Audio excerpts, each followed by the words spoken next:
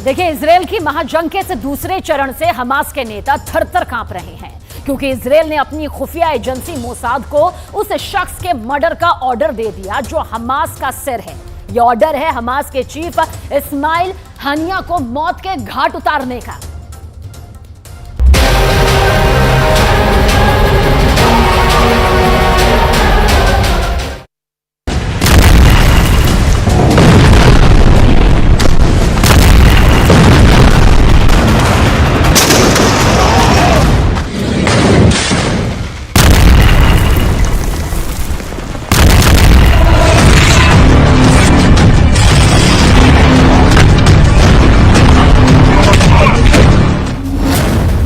Gaza से लेकर Qatar तक, इस्माइल हनिया से लेकर याहिया सिनवार तक हमास के नेताओं के बीच हड़कंप मचा है। एक एक को अपनी जान का डर सता रहा है, क्योंकि इजराइल ने हमास के नेताओं को ठिकाने लगाने का ऑर्डर दे दिया है।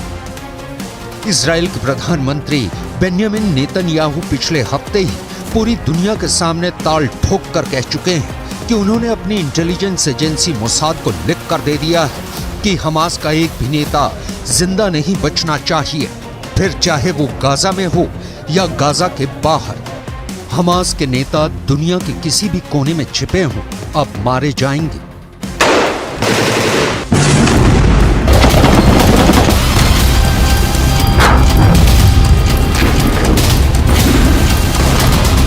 אנחנו עושים כל מאמץ להחזיר את חטופינו ובסופו של דבר נחזיר את כולם. יש לנו 3 יעדים במלחמה הזאת: לחסל את החמאס, להחזיר את כל חטופינו.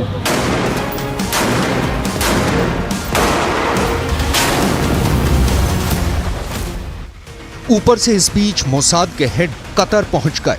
वो कतर जहां हमास का सबसे बड़ा नेता इस्माइल हनिया बैठा है, वहां मोसाद की चीफ ने कतर के पीएम से भी मुलाकात की।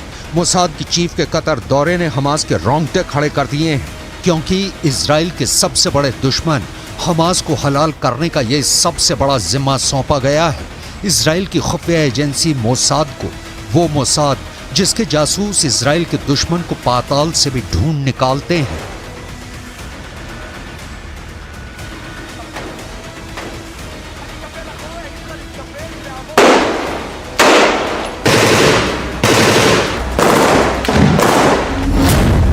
यानी अब इजराइल सीधा हमास के सर, उसके दिमाग पर गोली चलाने की तैयारी कर चुका है, और इजराइल की पहली गोली चलेगी इस्माइल हानिया पर, क्योंकि हमास का दूसरा नाम ही इस्माइल हनिया है। शुरुआत से हमास से जुड़ा हनिया 2017 से हमास का हेड है। आज अगर हमास इजराइल की आंख में आंख डालकर उससे बात कर रहा है तो उसकी वजह हनिया है। हमास की जंग की लड़ने की इस ताकत के पीछे हानिया का बहुत बड़ा हाथ है। हनिया सुन्नी मुसलमान है, मगर इस बात को भुलाकर उसने शिया ईरान से करीबियां बढ़ाकर हमास को हथियार से लेकर ट्रेनिंग और फंड, वो सब कुछ दिलवाया, जिसकी बदौलत हमास 7 अक्टूबर जैसा इजराइल पर अब तक का सबसे बड़ा हमला कर पाया।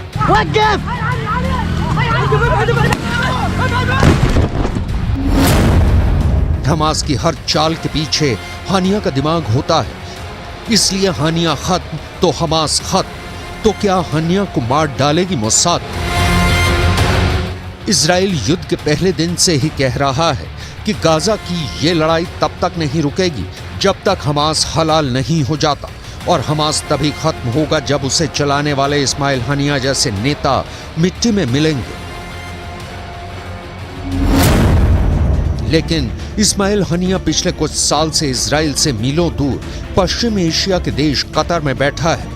कतर ही इजराइल और हमास के बीच मध्यस्थता करवा रहा है, और कतर अमेरिका का पुराना साथी है। खबर यह भी है कि कतर इजराइल को साफ कह चुका है कि वो उसके यहाँ बैठे हमास के नेताओं पर हमला बर्दाश्त नहीं करेगा, और खुद नेतन्याहू कतर से वादा कर चुके हैं कि इजराइल कतर में कोई ऑपरेशन नहीं करेगा। मगर अपने दुश्मनों के आगे इजराइल को कुछ नजर नहीं आता, तभी तो उसने हमास के नेताओं को ठिकाने लगाने के लिए मोसाद जैसी अपनी एजेंसी को जिम्मा सौंपा। इसी बात से साफ है कि इजराइल के इरादे खूंखार है। मोसाद इजराइल के दुश्मनों को मौत के घाट उतारने के लिए पूरी दुनिया में बदनाम है। मोसाद इतने खुफिया तरीके से अपने ऑपरेशन चलाती है कि किसी को कानों कान खबर नहीं लगती। मोसाद के जासूस दूसरे देशों में घुसकर इजराइल के दुश्मनों को मौत के घाट उतारकर गायब हो जाते हैं और उन देशों की खुफिया एजेंसियों तक को भनक नहीं लगती। मोसाद के जासूस अपने पीछे एक सुराग नहीं छोड़ते, तभी तो उनके ऑपरेशन साबित नहीं हो पाते। मोसाद को जो जानता है वो उसके मर्डर वाले ऑपरेशन से भी अच्छी तरह से वाकिफ है। नेतन्याहू को इसीलिए मोसाद पर पूरा भरोसा है। 2010 में मोसाद ने दुबई के एक होटल में हमास के नेता की हत्या कर दी थी। 2018 में मोसाद ने मलेशिया में फिलिस्तीन के एक वैज्ञानिक को मौत के घाट उतार दिया था। और तो और 1972 के ओलंपिक्स में अपने एथलीटों की हत्या का बदला लेने के लिए मोसाद ने पश्चिम एशिया से लेकर यूरोप तक कसूरवार फिलिस्तीनी संगठन के नेताओं को चुन चुन कर मार गिराया। ये तो ऐसा कांड है जिस पर हॉलीवुड के निर्देशक स्टीवन स्पीलबर्ग 2005 में फिल्म तक बना चुके हैं। इजराइल के दुश्मनों को चुपके से मौत के घाट उतारने के लिए मोसाद की एक खास यूनिट काम करती है। उसके जासूसों को हथियार से भी जान लेना सिखाया जाता है और हथियारों के बिना भी उन्हें बिजली की रफ्तार से इतनी तेज कार और मोटरसाइकिल चलाने की ट्रेनिंग दी जाती है कि अपने काम को अंजाम देने के बाद वो छू मंतर हो जाते हैं। बात सुनने में किसी एक्शन हॉलीवुड फिल्म की कहानी लगती है, लेकिन मोसाद के काम करने का स्टाइल किसी फिल्म से कम नहीं। –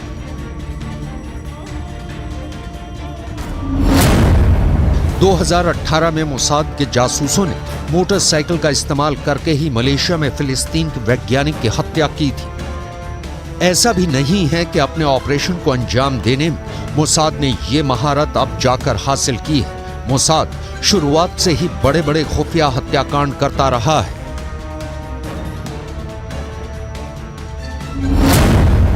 मोसाद की जासूसी की बदौलत ही इजराइल 1967 की जंग में सीरिया से गोलान हाइट्स का इलाका हथिया पाया था और आज भी वहां इजराइल की सेना तैनात है।